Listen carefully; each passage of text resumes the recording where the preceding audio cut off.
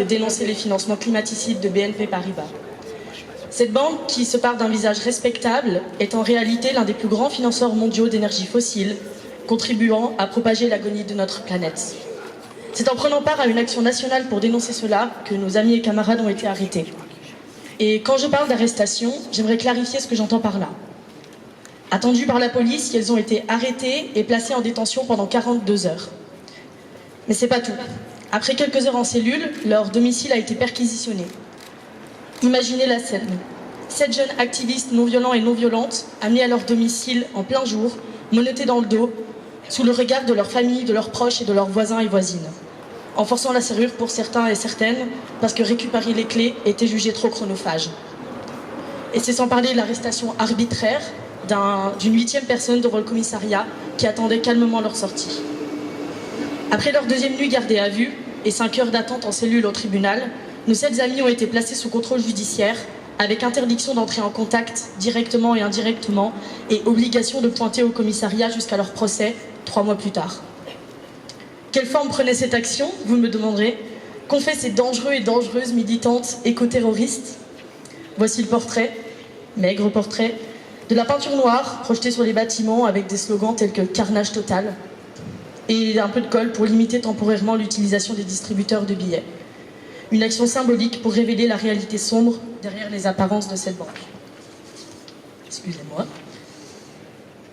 C'est pourquoi j'aimerais qu'on prenne un temps pour mettre en perspective, d'un côté, cette action symbolique face à la répression subie, et finalement, avec les enjeux auxquels nous faisons face collectivement en laissant faire les destructeurs de notre planète. C'est pourquoi il est si important d'exprimer notre solidarité aujourd'hui. Nous sommes ici pour dire que nous refusons de rester silencieux et silencieuses face à l'injustice environnementale. Nous sommes ici pour rappeler que notre avenir, celui de nos enfants, de nos proches et de notre planète, est bien plus important que leur profit à court terme.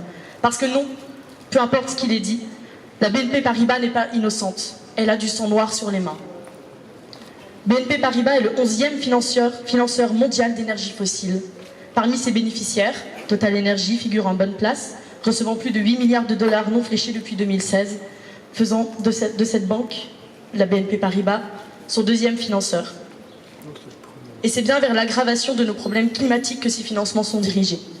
Au total, plus de 165 milliards de dollars ont été investis massivement dans les énergies fossiles depuis 2016 par la BNP, faisant fi des accords de Paris, de l'urgence climatique et de recommandations même du GIEC, qui préconise que plus aucun nouveau projet pétrolier et gazier ne doit démarrer pour espérer limiter l'augmentation de la température à plus 1,5 degré.